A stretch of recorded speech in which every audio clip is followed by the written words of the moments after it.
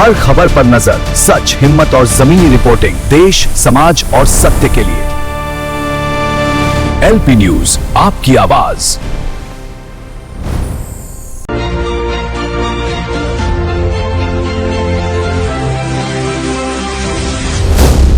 LP news. नमस्कार, आपका स्वागत है। मैं रेशमा। 8 PM न्यूज में हम देखेंगे दुर्ग जिले समेत देश विदेश की कुछ प्रमुख खबरें। आइए शुरू करते हैं पहले दुर्ग जिले की खबरों से।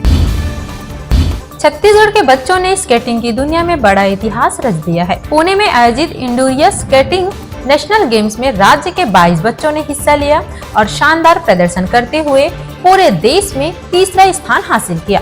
भिलाई के बच्चों ने कई मेडल अपने नाम किए। अंडर 6 में सिया ने ब्रॉन्ज और अबीर माखीजा ने 2 गोल्ड मेडल जीते। अंडर 9 में अगस्त्या कुटेल ने 2 गोल्ड और 1 सिल्वर जीता। अंडर 14 में आकाश, देवांश, विश्वकर्मा, खुशी चांदपुरिया और वाहिनीत कौर ने गोल्ड, सिल्वर और ब्रॉन्ज मेडल जीतकर राज्य का नाम रोशन किया।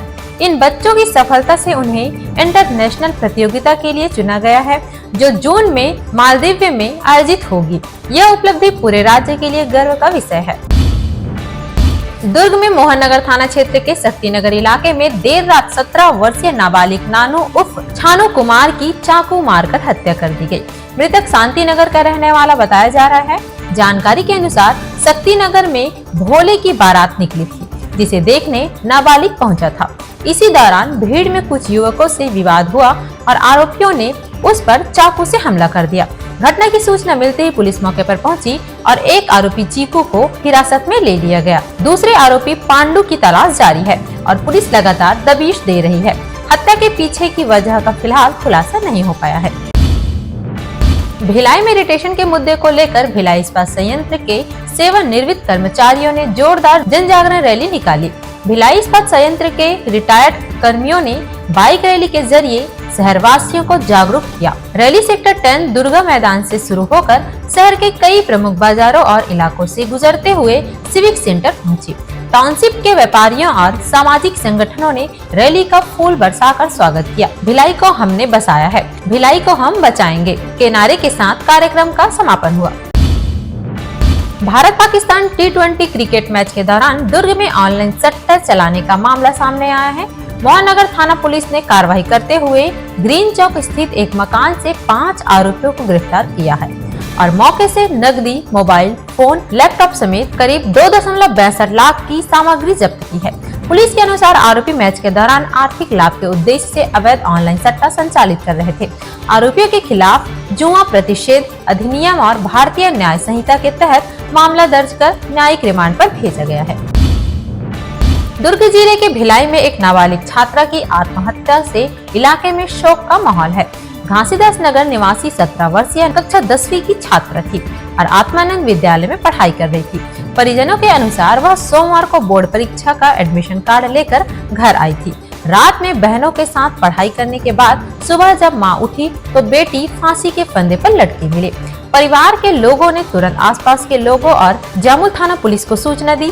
पुलिस ने शव को पंचनामा कर पोस्टमार्टम के लिए भेज दिया है। मौके से कोई सुसाइड नोट नहीं मिला है और पुलिस आत्महत्या के कारणों की जांच कर रही है।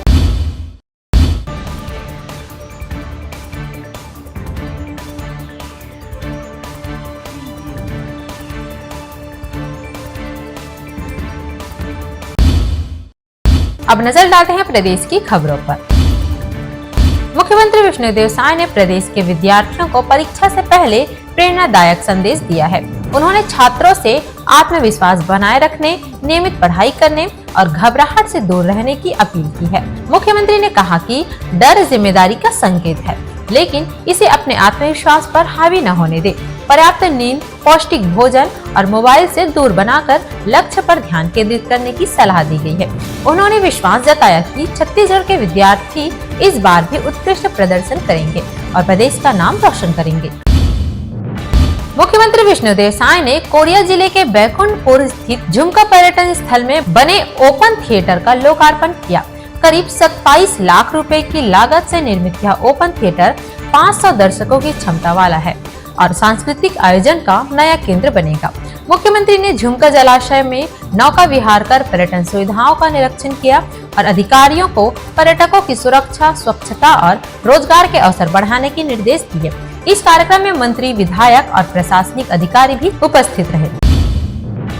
सूरजपुर के तिलसिवा ऑडिटोरियम में श्रमिक जनसंवाद कार्यक्रम आयोजित किया गया, जिसमें महिला एवं बाल विकास मंत्री लक्ष्मी राजवाड़े मुख्य अतिथि रही। कार्यक्रम के दौरान श्रमिकों को सरकारी योजनाओं और केंद्रीय बजट के प्रावधान की जानकारी दी गई। जिले के 2539 हितग्राहियों को करीब 99,66,000 रुपए की सहायता राशि वितरित की गई और विभिन्न योजनाओं के डेमो चेक भी दिए गए।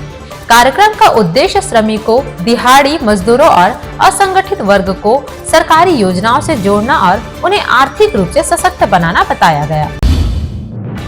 छत्तीसगढ़ सरकार ने कुपोषण दूर करने और महिला सशक्तिकरण के लिए बड़ा कदम उठाते हुए रेडी टू ईट फूड निर्माण का कार्य महिला स्व सहायता समूहों को सौंप दिया है।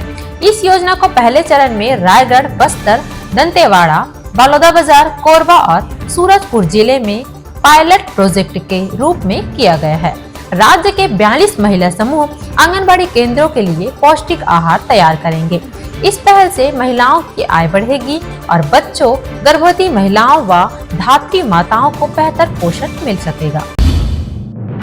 अंबिकापुर के गांधीनगर थाना क्षेत्र में संचालित प्लेस ऑफ सेफ्टी संस्था से 15 अपचारी बालक फरार हो गए। फरार बालक हत्या, मारपीट, चोरी और अन्य गंभीर मामलों में शामिल बताए जा रहे हैं। सोमवार रात गार्ड उन्हें कमरे में ले जा रहे थे, तभी अचानक 15 बालकों ने दरवाजे को धक्का देकर गार्डों पर हमला कर दिया। एक गार्ड के साथ मारपीट की गई और पीछे के दरवाजे से सभी फरार हो गए। घटना की सूचना मिलते ही पुलिस ने तत्काल खोजबीन शुरू की है और 5 अपचारी बालकों को पकड़ लिया, जबकि 10 अब भी फरार हैं। फिलहाल पुलिस लगातार दबिश दे रही है और फरार बालकों की तलाश जारी है।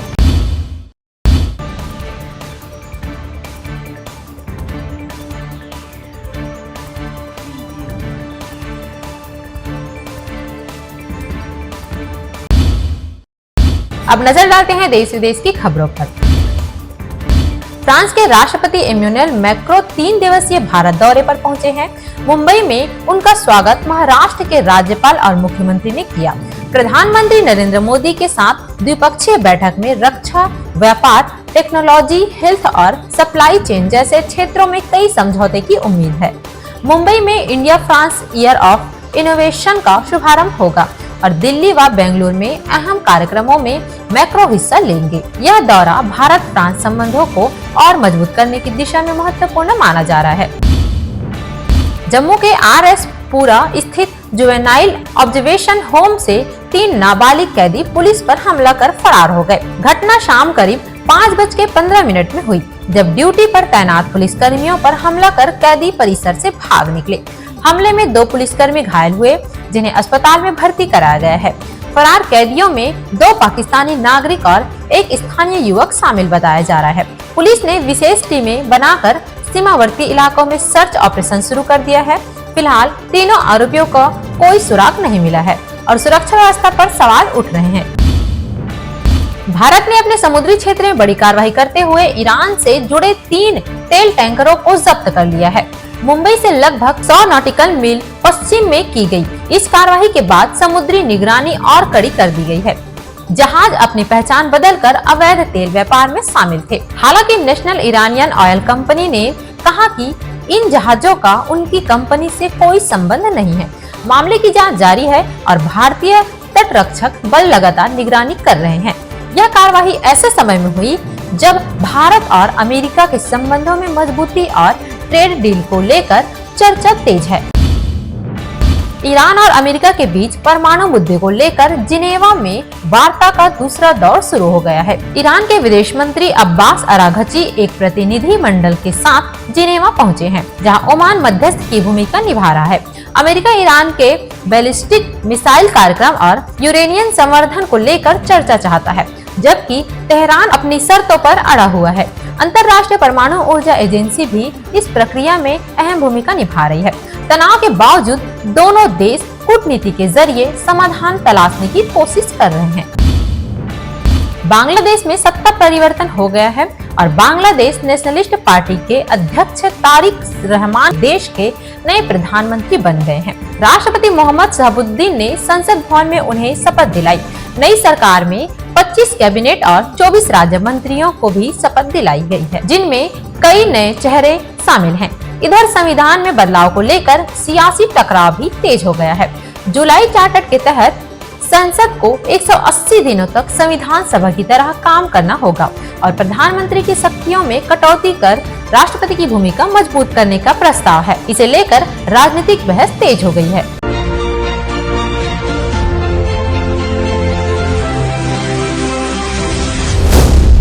LP News.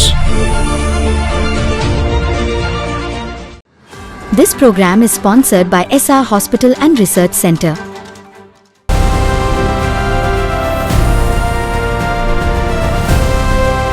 हर खबर पर नजर, सच, हिम्मत और जमीनी रिपोर्टिंग, देश, समाज और सत्य के लिए।